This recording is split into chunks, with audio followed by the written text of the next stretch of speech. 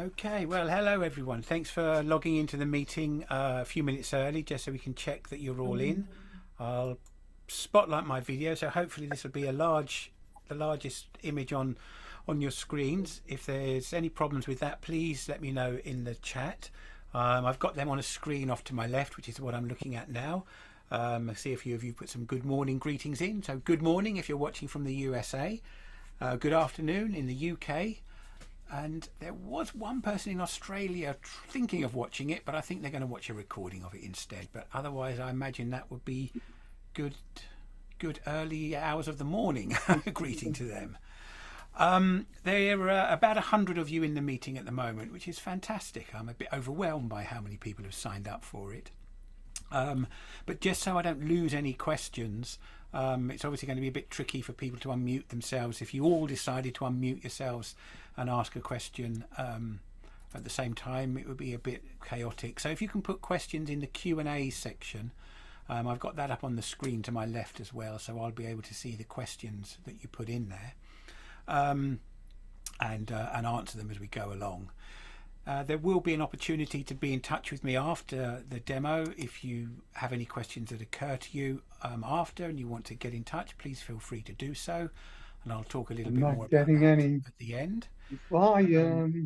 We've got a few people with mics still open. I will set the participants to mute in a moment, which I should be able to do from somewhere. But if you haven't, oh, there we go. Yes, I'm going to mute you all. It'll mute me briefly, I believe. I'm a tea drinker generally, but I just made soda today. I'm more of a tea drinker too, but I found some. Okay, so I've muted all the participants. You will be able to unmute yourselves if you need to. As I was saying, thank you very much for logging in and to take part in today's Zoom.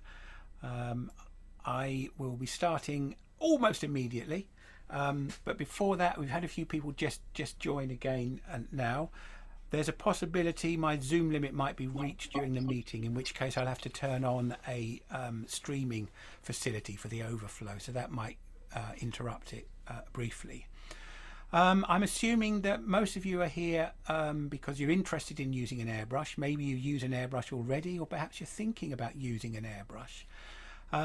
And a lot of you I know have signed up for this because it was advertised in the AAW's newsletter.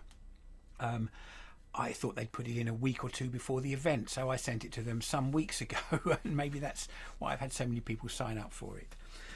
Right, so I'm going to go through a few little bits of information about airbrushing, and then just show you some simple techniques. We've only got 1 hour for this slot. It's generally what I tend to do to subscribers of my newsletter, a free monthly Zoom.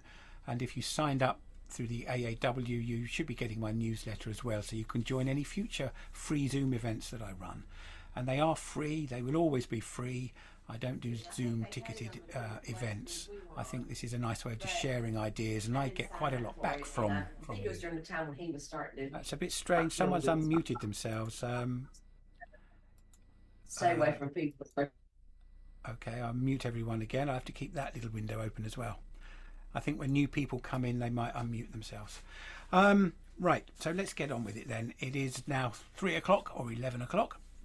I'm just going to show you a few slides of the equipment that I use, and I'll put a little picture of me in the corner there. This is the first airbrush kit that I sort of really got working with. I will be sending around a list of all of these links, and these are only indicative. Please don't feel you have to go and buy things from Amazon or eBay, because that's where I've pinched the slides from.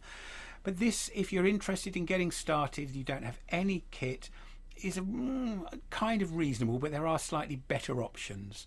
But this is what I started with. I still have the 3 airbrushes. The gravity feed ones, the ones with the little cups on the top, are okay. The siphon fed one is of reasonable quality, but again, you can get slightly better quality ones now. This is the compressor that I use. You may have a workshop compressor, something perhaps a bit larger than this, which you can use, of course, with an airbrush. And I'll show you what you need to attach onto that airline a little later on. but I have several of these compressors. You'll notice they don't have an air tank underneath them. You can get small compressors with an air tank under them. I don't really see the need of having a tank in my setup. I'll show you what I'm going to be spraying. I don't spray generally with paints, I spray with stains, and I'll talk about the reasons for that a little later on. When you have a tank under an air compressor, it fills with compressed air, which gets warm, which when it cools down releases water into your tank. So you have to make sure that you clean your tank out. You should be able to see just at the bottom of it there's a little drain plug on that black tank, and that will release water. If you don't keep doing that regularly, you can damage the inside of your compressor.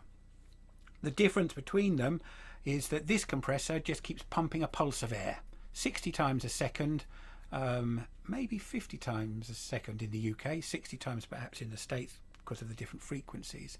It's perfectly adequate for producing good quality work with stains through an airbrush. This one with the tank on will release a steady stream of air, which if you're doing very fine work, really skilled, highly artistic work, you probably want to buy a better quality compressor anyway.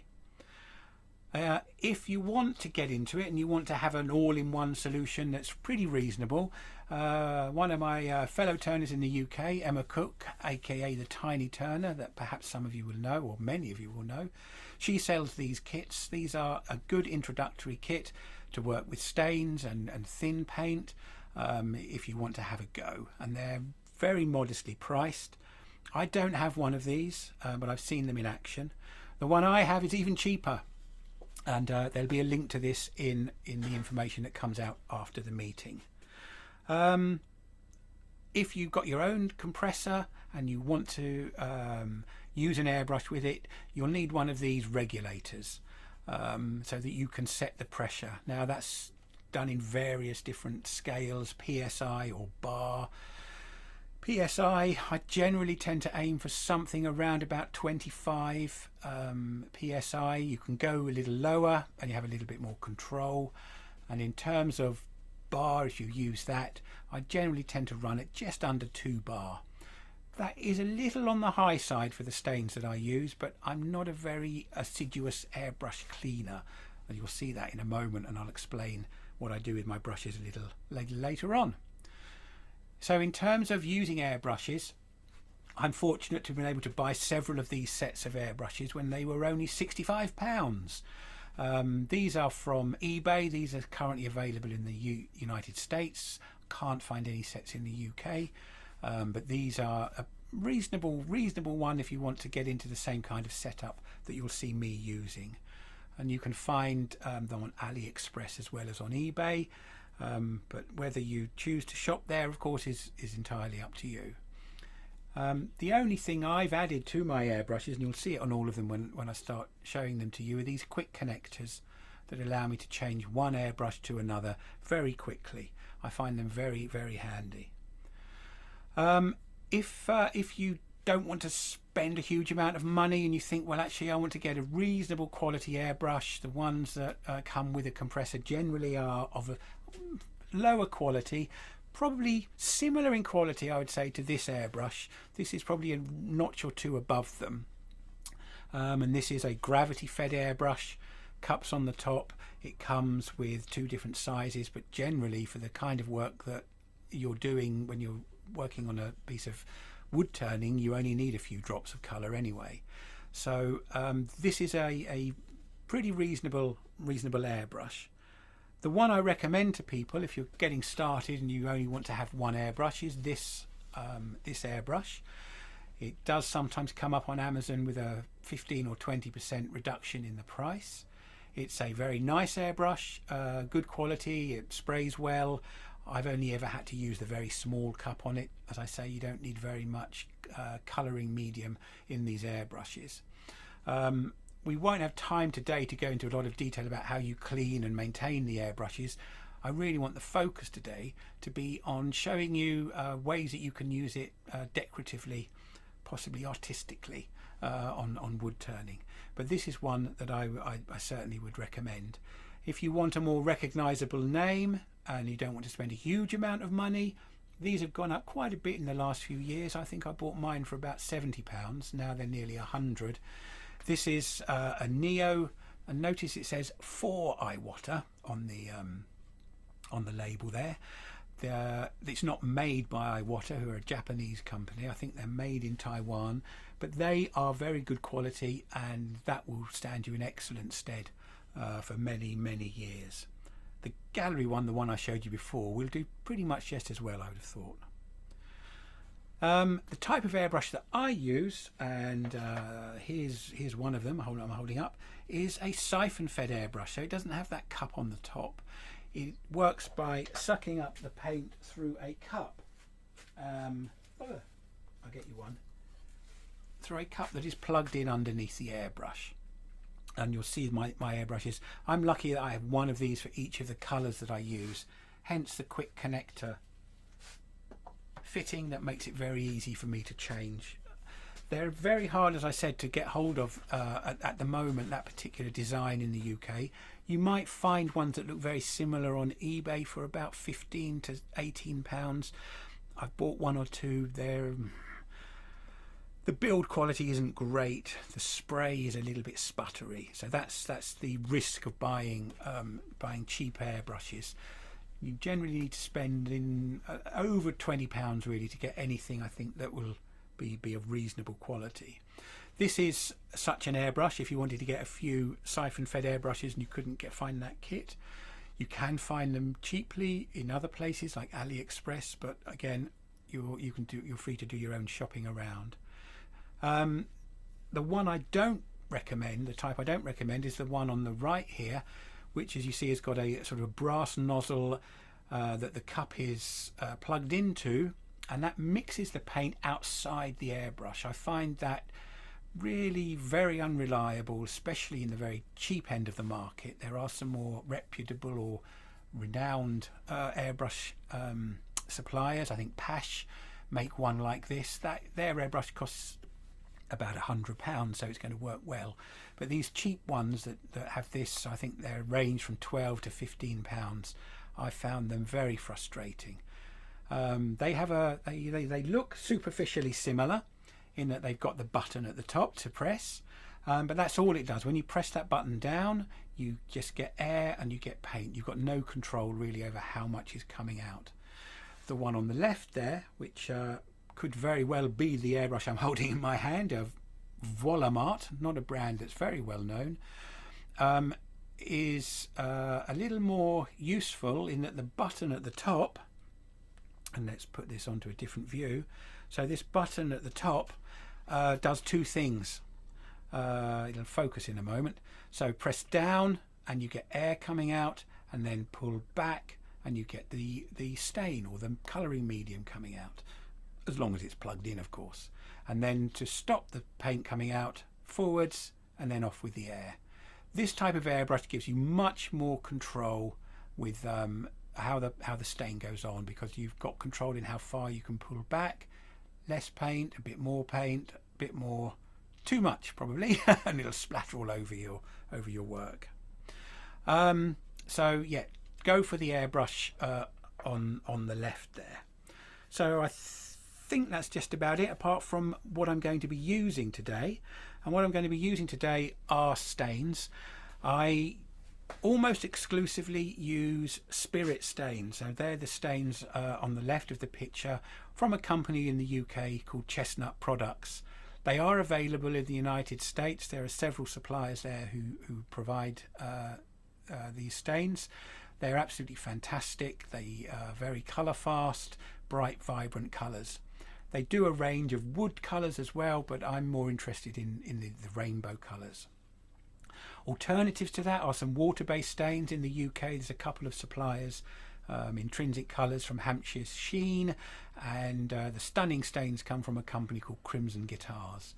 I prefer the stains that are made by Chestnut Products. They're spirit-based, methanol-based. They dry very quickly, very crisply. They don't raise the grain because they're not water, and you can keep a very nice sharp colour separation between them, which you can do with water stains, but you need to be a little bit more patient perhaps than I am. Okay, so that I think are all of the slides, and then we're back at the beginning. Good, so let's turn that off. So I'll just show you the airbrushes that I use. I have a lovely box of them. There are a few health and safety things to consider. Protect your eyes, protect your hands, your skin from the airbrush stain. You don't really want it methanol on your skin because it doesn't evaporate, it gets absorbed into your bloodstream, and I'm sure it's not good for you. So protect your hands, protect your eyes from any splashes. I don't know if you can see, I've got a few bits of stain on some of them. Possibly it's me touching them with my gloves. The other thing to protect, of course, are your lungs. If you've got a spray booth that's pulling out your fumes with an extractor fan, that's great, but I would still recommend wearing a mask. This mask is rated for vapor and for dust, so a dust mask on its own is not good enough. You need one that will filter out fumes. And when you've got your mask on, and if you think, oh, I can still smell the fumes, that's the time to change your filters. It will make me sound very muffled, so I've got my garage door open a little bit at the end and get some air moving through. I may have to turn my fan on just to clear the air, but you will hear me much more clearly if I'm not masked up. But I would wear that mask on other occasions.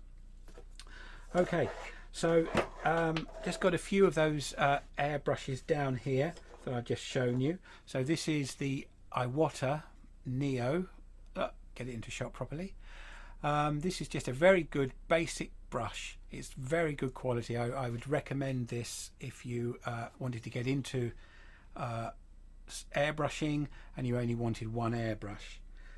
There's a nice feature on this gallery airbrush that I would show you a picture of as well, which is this little knob at the back. This knob, if you turn this knob, can you see in here how it's making that gap smaller? So that limits how far back you can pull your trigger. And if you find it hard to control that movement, then an airbrush with that feature is very nice, because you can set it so that you have only very little paint coming out. So look out for a brush like that if you think controlling that trigger is something that might be difficult for you. Right, I'll get these out of the way.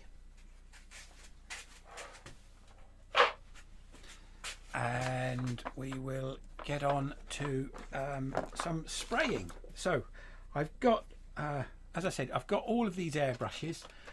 They have a bottle of stain underneath. They are held in just by friction, these bottles. The advice is don't just push the bottle in. When you put the bottle in, twist it a few times into its holder and it will grip much more tightly. Compressor, I'll make sure that's turned on, and it's got this lovely feature. I'll start off with black because it'll show very clearly. I can just plug in black. If I want to change the colour, I just disconnect it and move on to the next colour, push it on, and I don't have to clean anything out. The airbrush, if you start off with one airbrush, you might be tempted, think, well, I'll start with one of these airbrushes and I'll just buy lots of different bottles. If you do that, it'll get messy quite quickly, because when you pull a bottle out of one of those airbrushes, you get a little bit of splatter coming out of the airbrush, which is why I recommend, if you're only going to have one airbrush, get one of these. Change camera. Oh, there we go. Come in a bit closer. One of these with the cup at the top. When you've got your first colour in there, and I recommend getting some of these little bottles with little needle droppers on, just put a few drops in, 10-15 drops, you'll be surprised how much that will cover, and then you can just quickly flush it out and move on to the next colour.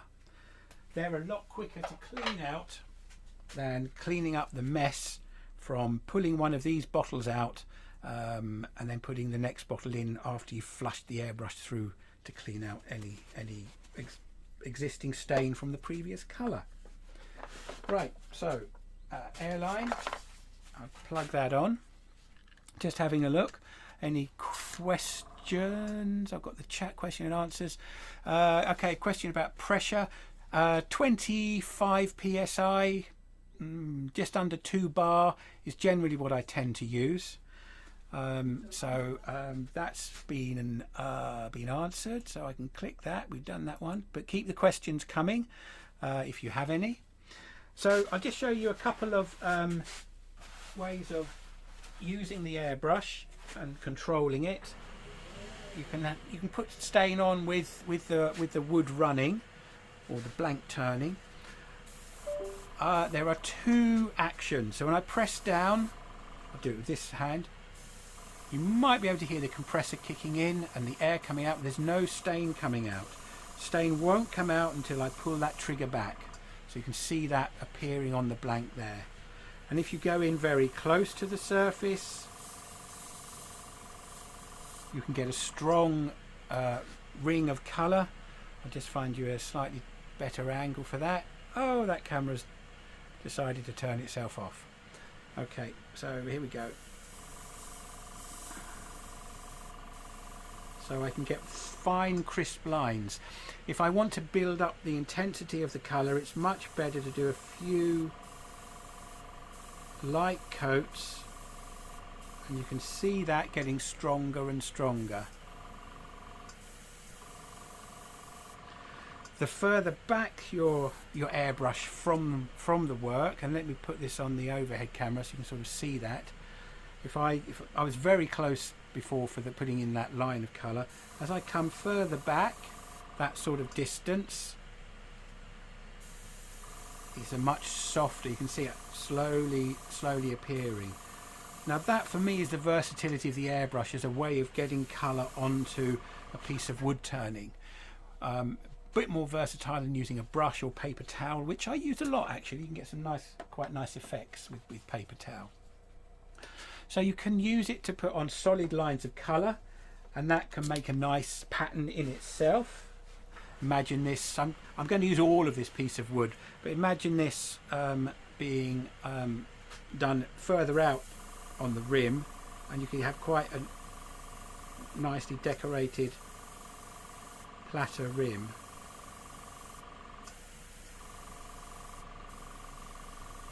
So nice and controlled. What I don't want to do is pull the trigger all the way back and I get a big splodge, and that splodge will look rather ragged edged, as you can see there. I can bring you in, I think even a little closer than that so you can see the sharpness of it. So if you pull back too far, and that's where the airbrushes that have that little knob on the back are useful, you get something that doesn't look very attractive. So if I want to strengthen the colour of those lines, I'll just go back in and I can spray over them. So I'll just do that to those 2 inner rings. You can see there that the colour's a lot darker. Okay, let's come out a little bit. Now, one of the other things that I like about using an airbrush is blending colours together, and I'll just do a little bit of gradient on the inside edge here. So I'll put a bit of orange in. So we've got orange. Now I want to shift that to something a little darker, and the best gradients work with colours that are close to each other on the colour wheel, and I'll explain that in a little moment. So if I start out here with some red, and then as I move towards the orange, I'm pulling my airbrush back slightly because I don't want the 2 to have a hard line between them. Just have a little look about how we're getting on. So we've got orange coming into red. Come on, come into focus. I've got these lovely cameras, but they have to be on autofocus, which is a little bit of a pain. You can see here we don't have the hard definition of one colour to the next. We've got a much softer transition. Just finish that off. And if you have a look on the overhead camera, what I'm doing, I won't put any more spray on, but I'm moving in a slight, I'm exaggerating it a bit for effect, diagonally away from the piece of wood. And that means that out here where it's going on the join is going to be less dense, it's going to be softer edged, whereas out here where it's much closer to the wood, it's going to be a stronger colour. Right, so I'm just trying to get my camera resurrected. I'll give it another go in a moment. So I'll show you what happens if you get it wrong. Come on to the tailstock, little camera. So if I make it go wrong and go too heavy-handed, I don't have a gradient, I have a colour change. So that bit about colour theory, just a little brief moment on this. Where are we? 20 minutes in. So colour wheel theory, this is for paint and stains. It's slightly different for light, they have a slightly different colour. If I want to have colours that work nicely together in a gradient, then ones that are next to each other are very good because they don't complement each other. What that means is to complete the colour. So if you take colours opposite and mix them together, theoretically you get black. Often you get a rather sludgy grey instead. So if you want a nice smooth transition from one colour to the next, don't go for colours opposite. I did get asked this at a demo once. I sometimes let the audience choose the colours, and I said, do you want a gradient or random? And they said, we want a gradient, a colour gradient. Okay, what colours do you want? Purple and yellow. Okay, so we did purple and yellow. Purple or violet over here, yellow up here, and of course where they met there was a horrible grey shadow line. It really didn't look very attractive. So a little bit of colour theory can be helpful. Right, so that's just showing you the sort of basic use of an airbrush. I want to show you 3 different techniques. One of them is a sort of a hybrid of the other 2 actually, where you can start making interesting patterns by spraying round things. Now you can find all sorts of things to spray round, and I'll start off, I'll do this with yeah, I'll do it with black, it'll stand out nicely. So a couple of questions in there about cleaning. I can see that Terry's answered them with meths or cellulose thinners. What do I clean the cups with? Yep, you can on the gravity fed airbrushes. To be honest, I flush them out a little bit with water to begin with. When that's coming through clean, I might put a little drop of meths in just to flush it out. But if you do it quickly enough, water will remove a lot of it. And then you've got less meths you're spraying around the place. Right, you can spray round things, anything. It could be a little cup that you've got lying around, and you can work this with different colours. You can try to keep it neat and keep the angle the same, but you can see how you get this interesting gradient effect. You could cut across it with a different curve. You could start making really quite complex patterns. You could do that round just a bit of cardboard, just a straight edge. And here you've got that little shading that goes on all by itself. There's nothing I'm doing to make that shading, and I'll do a bit more of this in a moment. You could use the corner of a piece of cardboard. Obviously you need to have a fair degree of steady hand.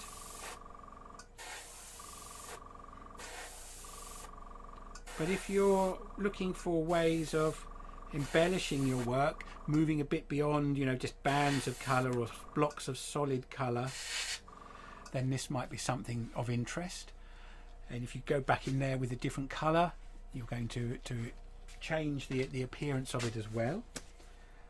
My favourite spraying round things, I've got 2 actually. This bit of cardboard has been knocking around for about 5 years now. I use it for making little cloud effects. So I'll go into a little more detail here about how to do this. So I'm going to start off by spraying onto the template and then moving up to the edge, and then I'll go over the edge, and I'll do a couple of those. I don't like symmetry or neatness. If you watched any of my other demonstrations or videos, you'll know that. So I'm changing the stencil each, or the template, which bit of it is being used, so it doesn't look too uniform. Although I generally tend to try to keep the angle coming out the same. And you can see here, by spraying onto the edge of the on the template, the stencil first, and then moving to cross over the edge, you get a graduation of stain. So it's densest at the closest edge to the template, and then it softens and fades.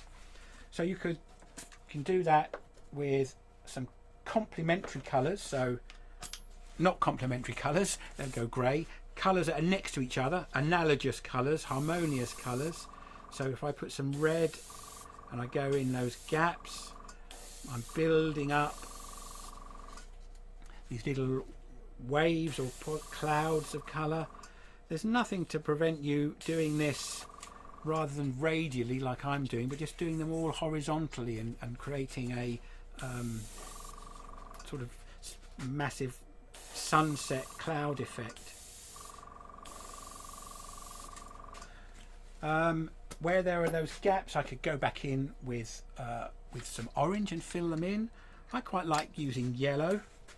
But one thing to notice is that as your template gets used, it will get wet. So have some paper towel handy just to wipe that off, because very soon all of that ends up inadvertently on your surface. So I'll just find some gaps. Maybe I'll turn this around, use a different bit of it. So where there are gaps, I'm going to use some yellow. Yellow is a wonderful stain to use near the end as a way of bringing the other colours together, I think. And of course you can use this harmoniously with the blues and the greens, because it's close to them on the colour wheel as well. There's nothing to stop you going in a little freehand, finding areas where there are bits of wood that are missed, and you've got this nice soft subtle effect which you might like. If you want to make it a bit more dramatic, as a rule of thumb, using some black at the end is a nice way of adding some crisp detail, whether that's having the wood spinning and putting an edge on, which we'll look at a little bit later on, or whether you're going to use the same template and do the same effect. But it really, I find, sort of punctuates what's already there. So here's a bit of black going on. So you can do it quite dark like that, or you can go for something a bit softer and a little subtler, like those two down there. My preference is for something a bit stronger, so that it stands out more. And I'll just show you what happens. Remember, this is a deliberate mistake. So if you don't spray on both the template and the wood, if you start up here and then move towards your template, you don't get that graduated effect, which is I think is quite a nice feature of this. I've got a sample over here of how you can see sort of building that up through starting off with orange and then putting some red and some yellow on, filling in all the gaps and then adding the black. So this is a sort of like a snapshot of each stage of the colouring. And there might be some people who really like it with one colour on. I might one day do one colour, but I also have a thing, although I might be weaning myself off it, that if I've got a rim and I want to decorate it, I will cover all of the wood in that section. This is a very wide rim. I always make my rim wider than I intend it to be at the end, because it means I can then decide how the final dimension of it. You know, if I thought the final dimension was going to be that, and I only left that and I got a really nice design on it, I think, oh, I wish I'd had more of that to show. So it's always colour more than I need, so I'm not left with a bit of bare wood in the middle. I think that makes sense. If it doesn't, let me know. Let's just have a quick look in the questions. You will get a recording of this, so I'll just flash these up. I've got a question about the gloves I'm using. They are these, extreme grip diamond texture. Few advantages. The diamond texture is nice because you get a nice grip on things, and you can tell which side is inside and which is out. When you take them off and you've got them inside out, black gloves, it's quite hard to tell if they're covered with stain, but these orange ones I much prefer. Right. Now, one of the other things I like about using an airbrush is creating a sense of depth in the work, and that's something that you can achieve very nicely, particularly with the spirit stains. You can do this with some paints as well, but they have to be a transparent rather than an opaque paint. So I've got a little template here that I've made, just cut some curves in it. I'm going to use a bit of purple, try and use all the colours in the demo today. If I spray round that, I get nice interesting curves.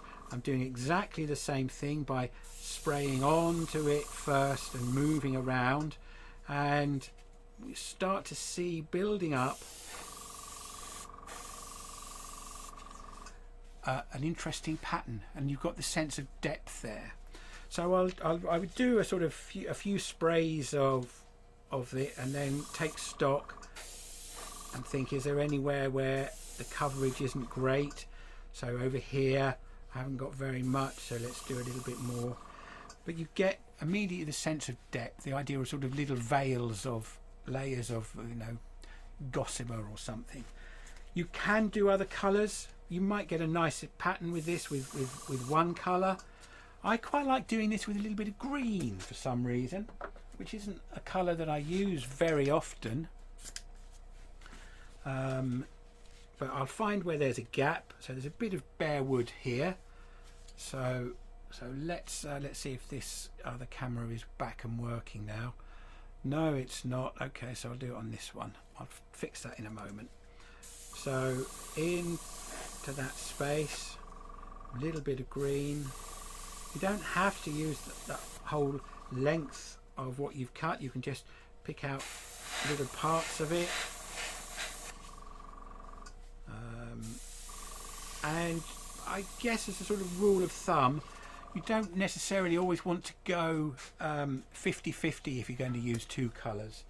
Maybe have one colour that's there to be the main colour, and then a couple of other secondary colours. Let's because I like this one so much. This is the Chestnut Stains Blue. I think it's my favourite colour. There's a bit of bare wood here. Let's get something going on there. Let's go in that way.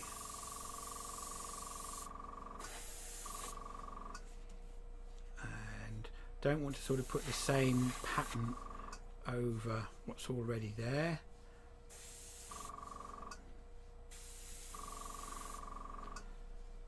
And you know, I appreciate that today you're going to have to use some sort of imagination for having one of these going all the way around the rim.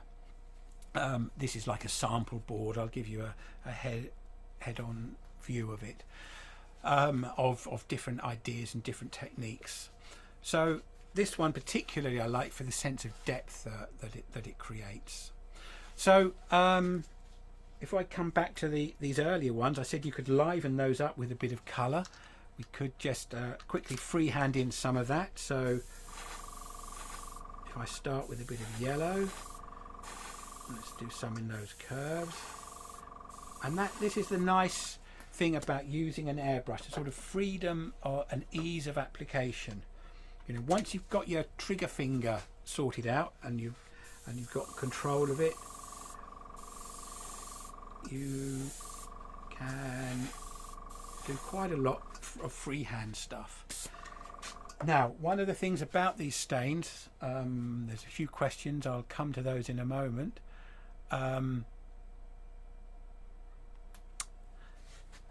What was I saying about the stains is they will build in intensity, like I said, with the lines in the center.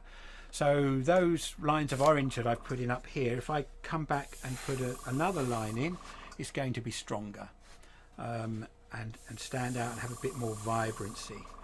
So you can build up the intensity of the colours. So let's just address the questions before I move on to the next bit. So sanding sealer goes on afterwards. The sanding sealer will then seal the stain onto the wood. And the second question that come up there about sanding, I only go to 240 grit before putting the stain on. 240 grit is plenty to give a smooth surface on the wood. Let's get that into focus. Come on, camera. That's enough to get it the wood surface smooth and ready for stain. If you go beyond that, it starts to burnish the surface. It doesn't absorb the stain in the same way. It takes a little longer to dry off. Sits on the surface rather than soaks in, although we'll see this doesn't soak in very far at all. And as I said, these spirit stains are available in the United States as well, but I guess they are the question there that Ed's asked about, the equivalent of a dye. I guess so, yes. There's not a lot of difference between them, so you could use dyes. I think there are a couple of other suppliers in America. I can't really speak of with any knowledge other than the ones that I use, which are the Chestnut Products ones, and as I say, you can get those in the States. I've not been to America before, but one day. Right, so that's spraying round things, and that's really just only touching on the surface of it. You can also spray through things. You can get hundreds and hundreds of stencils. This type is called a crackle stencil, and I'm just going to clear the questions so that I can keep an eye on them. Now, the crackle stencil is one of my favourite. It features in a lot of the videos that I've made, and if you want to find them, you can buy them online. If you just do an internet search on crackle stencil, you'll find all sorts of different designs, and this is my favourite one of these. And it's also a nice way of introducing a sense of depth into the colouring, which is quite hard to achieve with other colouring methods. So if I spray from some distance back and the stencil isn't held particularly firmly, it's flapping around, we get some nice soft coverage. I'll just do a little more. I'll come to your question soon, Nancy. Don't worry, I haven't missed it. Oh, one of the other reasons I like using stains in a dusty workshop is that the stain dries through the dust, he says, having dropped his stencil on the floor. So there we are, we've got a background layer. It's quite soft. If I come in closer now, so the colour's going on a bit stronger, it looks like it's sitting on top of the other layer of colour. So we just do a sort of mid layer that's a little bit darker, and a few things to look at when you're doing this kind of work around a rim. Make sure you don't leave obvious gaps at the edges. You don't want a solid line of colour there, but you don't want round here, for example, it sort of peters out before it gets to the edge, so I would just make sure to pull that all the way out to the edge. And then you go in much closer, take care not to spray too strongly, and this will be our top layer, and we'll see it sitting on top of the darker layer. Now the black, you would think when the stain goes on, that's it, it's solid, it's dry. All of the stains reactivate each other, which you can use to your advantage if you want to soften one. For example, you can spray a wash of black or black through a stencil and then actually put yellow over the top, and it will start to show through. But this will soften those black lines. They lose some crispness, it says as it goes out of focus slightly. So you can see there they've lost a lot of crispness because I put yellow on them. It's pretty much like putting the solvent back on, because they've all got the solvent in them, which leads in a little bit to the question I guess that Nancy's asking about evaporating. The alcohol tends to evaporate more quickly perhaps than and other liquids. The honest answer to your question, Nancy, is I leave these bottles attached to these airbrushes all year round. I had 2 months away in Portugal earlier in the year, and I came back and the brushes were still attached to their bottles. A couple of them were a little bit gummy. There hadn't been much noticeable evaporation, but I keep them in a sealed box that doesn't have a lot of spare airspace in it. You can plug, there's a little breather hole on these bottles. You can plug that with a little bit of masking tape if you want. But I keep them in this really useful box, and I seal it up with at the end of each demo, and that seems to do a good job of keeping the stain in the bottles. I wouldn't keep them out in the air for long, and I would always, if I was using a gravity fed airbrush, I would always clean that straight afterwards. Okay, 1/4 hour to go. So we can see there that that black has gone a lot softer. If you wanted the black to be really crisp, do your background colour first and then put on, retrieving my airline, then put on your coat, your layer of black. So if I do that round here,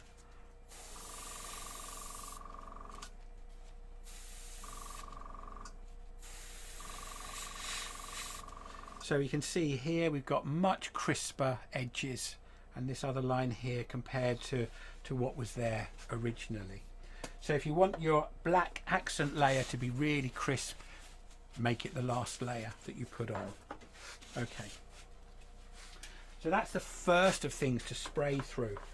I'll just clean up this surface, and if you can just bear with me a moment, I just need to sort out this camera that's gone wrong. No, it's not letting me. It's let's turn it off. There we go. And I'll come back onto this tailstock camera. Right, so I need to just clean off that top. So get my tool post back into play and my rest.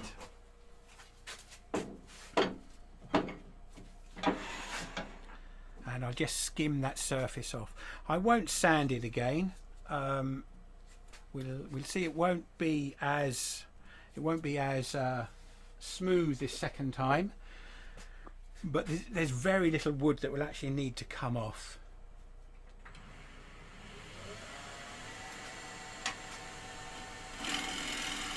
I'll just do a quick shear scrape. That will have removed most of it. Modern art. There we go. You could always have a little skim and then see what you're left with.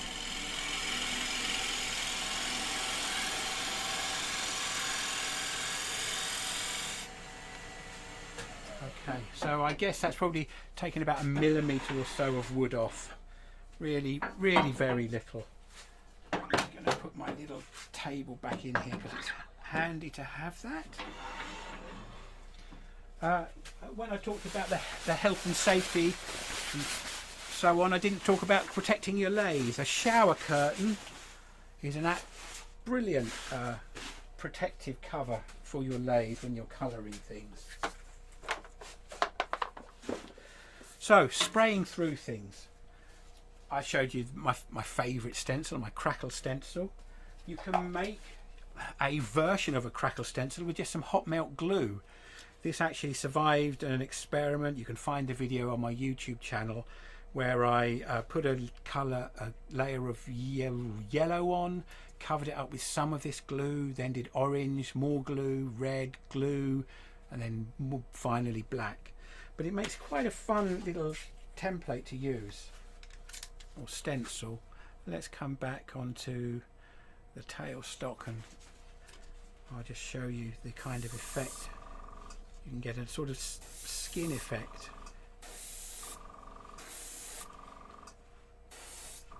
And that can be great fun to play around with, put another colour with it.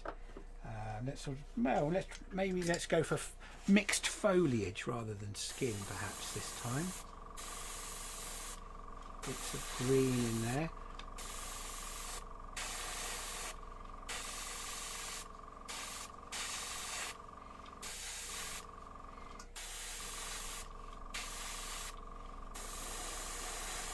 Taking care of the edges. So that's great, can create an interesting background effect. If I get another stencil, you can buy various different shapes. These stencils that come with different sizes ellipses, they're quite fun. You've got a number of things you can do with those. If you put some masking tape in the holes that you're not using, or over the holes you're not using, you can use it to clip it into place. And then let's look at how you can use that in a number of ways. You could, of course, put a solid colour in, and if you want to build up intense colour, then make sure that you put a light coat on first. If we put this next to it, you could just pick out part of it. So we've got that gradient effect going on. If you wanted to combine that with several and create, well, this is the wrong way round, I'm using the wrong side of it, but you could create the idea of petals. If you want petals, you use this side.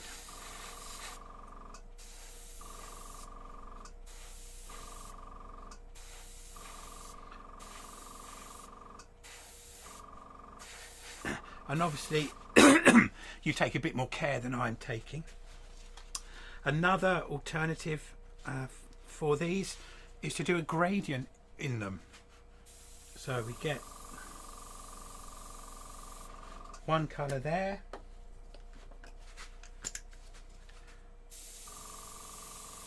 another colour this end, and that just moves into the other colour. I don't think I went quite far enough with the blue. Let's bring that up a little.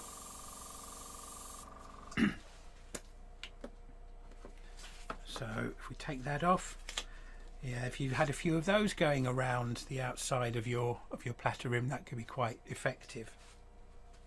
But they come, as well as with the negative, they come with the positive, so you can use that to put another colour around it.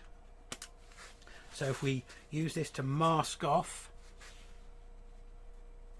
use one that's slightly smaller, I can spray some purple around one side and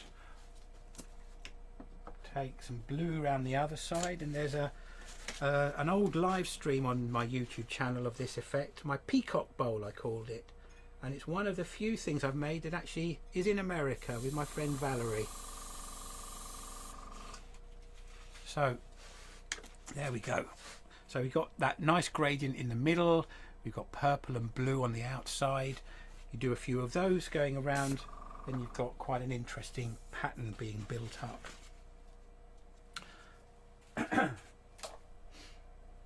So that's spraying on some stencils, some spraying around bits of cardboard or yogurt pots or cat food pots for different shapes. The last thing I want to show as a technique is using masking, which I suppose is a combination of spraying round things and spraying through things. So I'll start off with a base coat. You could wipe this on with a piece of paper towel, but I'm just going to spray it on for quickness as we're into the final 10 minutes of the demo. Time flies when you're having fun. Let's see if I've got any more questions, because I seem to have lost the that Zoom screen. Where are we? Let's see, all of the Q&A stuff has vanished off my screen. There we go.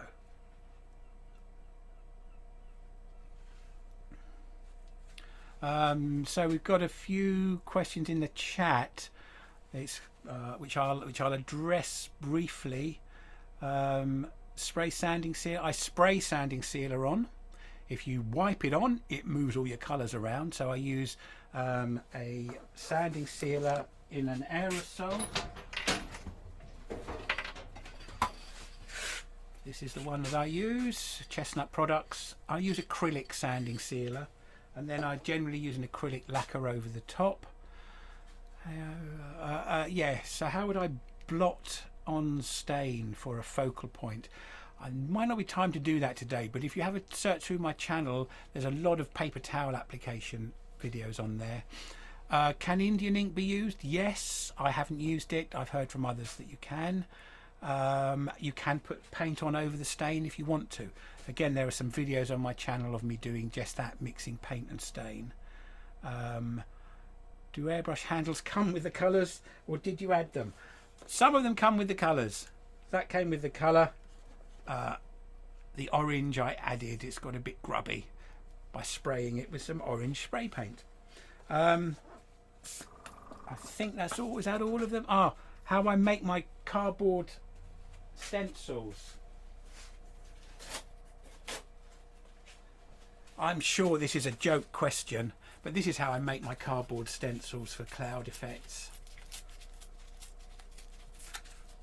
The tongue waggling is voluntary, but there you go. There's a nice little cardboard template. That's how I do it. And right, so let's get back to this. So we're looking at a different technique using masking, where we mask off particular areas. So to make it a little bit more interesting, I'll put a bit of texture on that yellow, and I'll only just show you a sample of this. I've got how it's done, and again, there are more of these videos on my channel. Now, part of the reason I advertised this in the AAW listings was to try to get a little bit more exposure over in America. I've been lucky enough to do a few demos for IRDs, online demos for several clubs in America, in Florida, Georgia, New Jersey. I'm going to offend someone now by not being able to remember them all.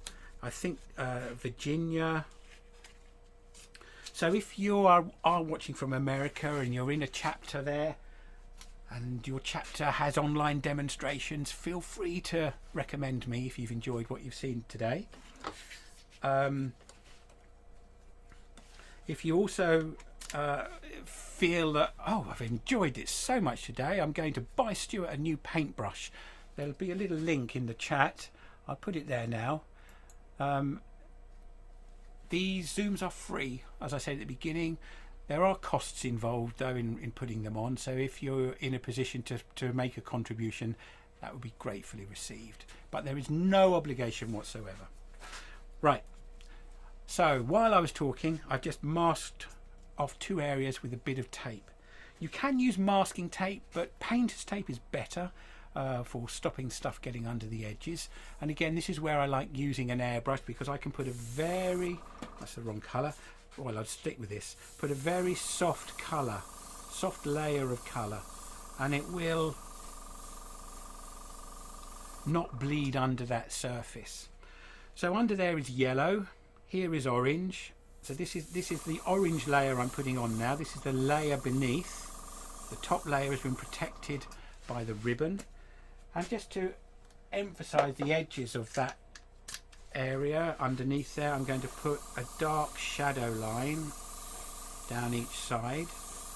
Now there are lots of variations you can do with this. You can do this with different thicknesses of tape. You can do it with tape that you can curve. You can do it with stickers. There's possibly not time to show it with stickers today. You could do it with custom cut shapes from lines of tape. So under here is yellow, under here is orange. I need to darken the background behind the orange so that this would look like it's on top of whatever is beneath it. So just a darker colour, and you'll notice it's that colour combination again, yellow, orange and red. And some shadow lines to emphasize that. The other variable, of course, with this is the pattern that you make. This works quite well with equilateral triangles sort of twisted round on top of each other. A friend who came and did a colouring workshop with me here in my workshop went home and did one with a square that got smaller and smaller. It looked like steps moving in. It was really very effective. And have I done the shadow lines? Yes. Did I make that darker? Yes. I think I can fit one more in that'll cut across hopefully all of them. There is a way as well of doing this where rather than colouring in layers, you can colour each individual ribbon that you put on, and that can look very effective. I'm just going to generally darken the background. I find it easier to put these shadows on with the tape running vertically, and I just move my hand in the up and down. I haven't got any lateral movement where my hand might wander. And then it's a case of peeling it off. So let me see, any more questions? Nancy, yes, I do use acrylic paints. There are a couple of acrylic paint airbrush videos on my site, as well as paint put on with paintbrushes and paper towel.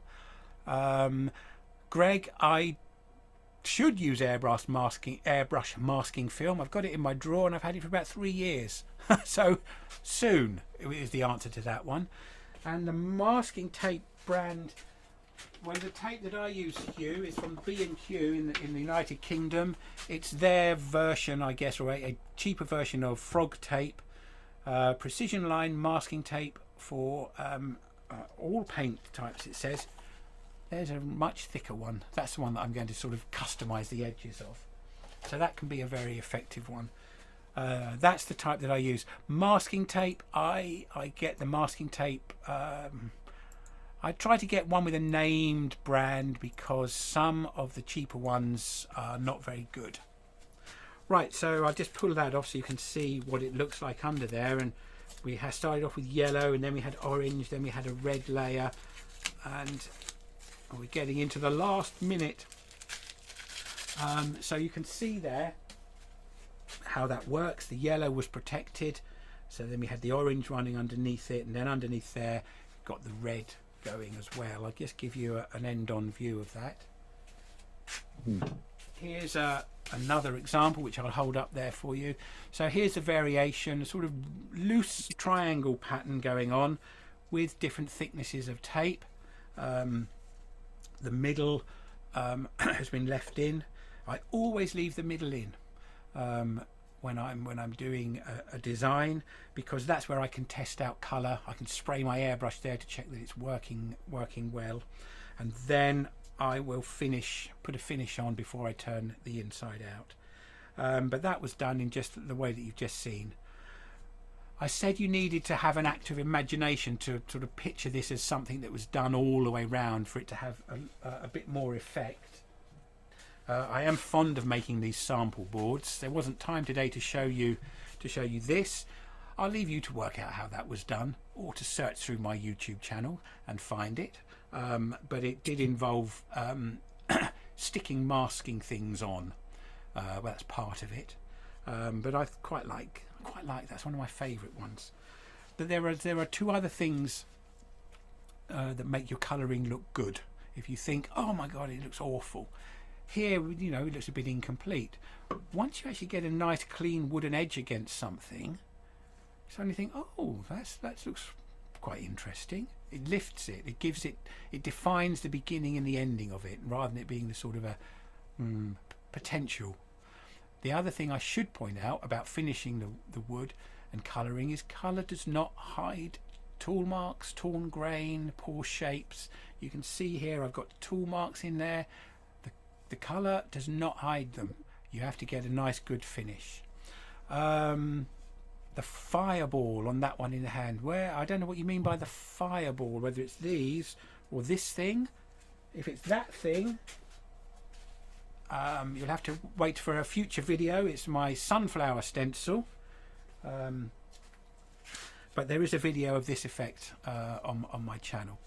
The other thing that makes it look more interesting once you've got that clean edge is getting a finish on that gives a bit of shine and depth to the colours that are there. Right, so I'll just come back onto the face.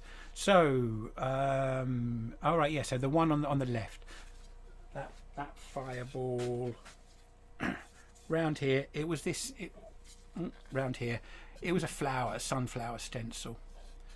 It's a shame it's got that splodge in it, but you can see here I did that other effect of the ellipse stencil with different colours. I mean, the potential is enormous. I mean, today we're overrunning by 2 minutes. Gulp. Sorry, everybody.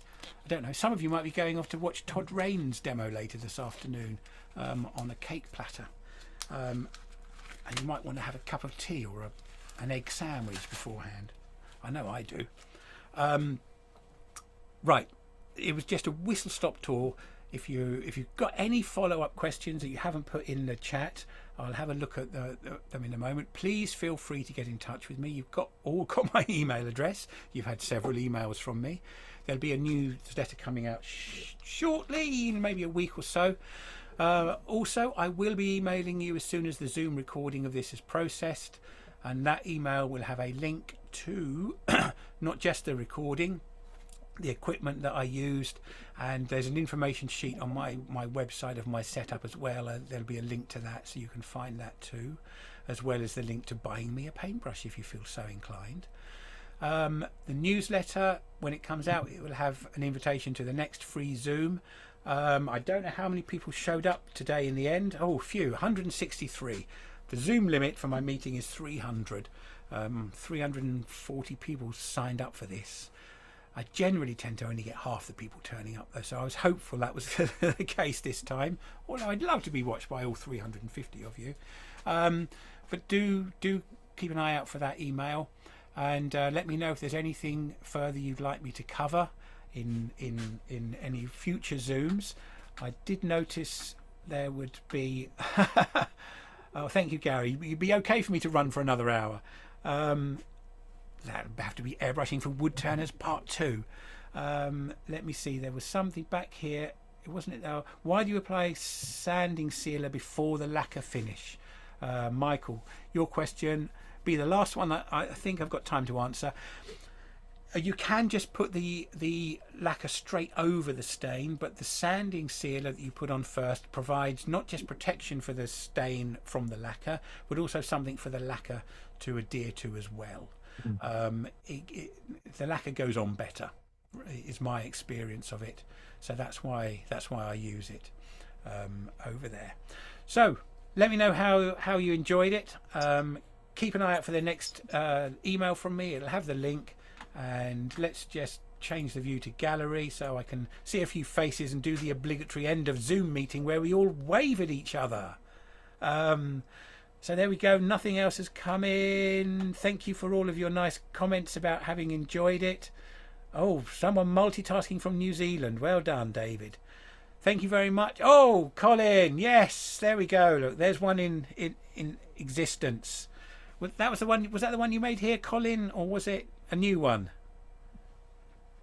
That's a new one, Stuart. Very nice. I did that the other day. That's come out very nicely. Don't tell anyone how you did it though. Watch my video instead. Secret. Yeah, secret. They've got to come and see you first to learn that one. Okay, right. I'm going to end the meeting, and thank you all very much for giving up an hour to come and see my nonsense. Please recommend me to your club for an online demo. Goodbye. Thanks again. Cheers. Bye-bye now. Bye-bye. Bye-bye. Thanks, Stuart. Thank you, sir. Thank you. A pleasure. A pleasure. It's been the best hour of my day. Wonderful.